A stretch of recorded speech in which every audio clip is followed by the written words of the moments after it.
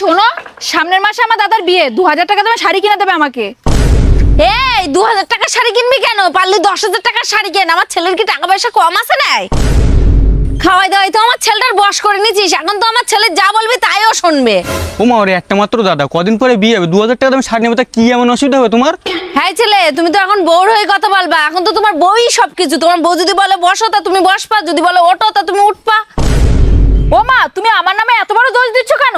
দোষ দিচ্ছে কোথায় তোমার? তুমি যেদিনকে তো বিয়ে করে এসেছো সেদিনকে তো তুমি আমার ছেলের আঙুলের মাথায় করে নাচাই বেড়াচ্ছ। ওমা তোমার বৌমার সঙ্গে ফাও ফাও গন্ডগোল করছে কেন তুমি? তোমার তো বয়স হয়ে গেছে, তুমি খাওয়া দাওয়া শান্তিতে ঘুরে বেড়াবা, আর এই সংসার তো চালাই আমি কার কি দেবো কিনা দেবো সেটা আমি বসবো। তোমার এত মাথা ভেঙে চাল পড়েছে কেন? তুমি একটু শান্তিতে থাকতে পারো না? শান্তিতে থাকবো কি করে? তুমি যা ইনকাম করো সব তো গিয়ে দিয়ে আসো। তুমি কি ভাবো আমি কিছু জানি না নাকি? যেখান থেকে বিয়ে করেছো সেখান থেকে তো আমি টাকা পয়সার কিছু হিসাব পাই না। তুমি কি ভাবো আমি কিছু জানি না? সব তো গিয়ে শ্বশুর বাড়ি দিয়ে আসো। ওমা তুমি এসব কি উল্টো পাল্টা কথা বলছো? আমি বিদেশি থেকে ঘর বাড়িগুলো তৈরি করলাম, সংসার চালাচ্ছি, ছেলেপিলিগুলো মানুষ করলাম, আর তুমি নাকি বলছো টাকা পয়সা আমি সব শ্বশুর বাড়িতে আসি? তোমার এইসব কথা কিটা মাথায় ঢুকে বলো দিন দেখি আমার একটু। কি রে আবার মাথায় ঢুকবে কেন? আমি কিছু বুঝি না। ঠিক আছে, আজকে আমার দিব্যি থাকলো, তুমি আজকে সত্যি কথা বলবা যে এইসব কথা তোমার মাথায় ঢুকোই কিটা, যে আমি শ্বশুর বাড়ি টাকা দিয়ে আসি, আর তুমি যদি সত্যি কথা না বলো তা আমি এই বাড়ির জীবনেও ঢুকবো না আর। না রে মানে তোরা দিব্যি দিতে হবে না, তোর ওই পাশের বাড়ির কাকিমা ওই আমার সব যুক্তি দিল।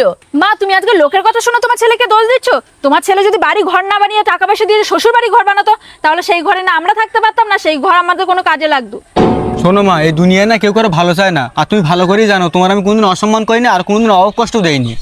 ঠিকই বলেছিস বাবা, তুই আমার কোনোদিন অসম্মানও করিসনি আর কোনোদিন অভাব কষ্টও দিসনি। শোনো মা, আজকে যে তোমার বৌমার এত অপমান করছো, যখন তোমার বয়স হয়ে যাবে তখন কিন্তু তোমার এই বৌমা সেবা যত্ন করবে, আর তখন কিন্তু তোমার পাড়ার লোক একটা আসবে না সেবা যত্ন করতে, তোমার এই বৌমা শেষ পর্যন্ত কাজে লাগবে। বৌমা আমার ভুল হয়ে গেছে, তুমি আমার ক্ষমা করে দিও। আশেপাশের লোকজনের কথা শুনি তোমাদের সাথে এরকম খারাপ ব্যবহার করাটা আমার উচিত হয়নি। না মা, এতে তোমার কোনো দোষ নেই, চলো বাড়ি চলো।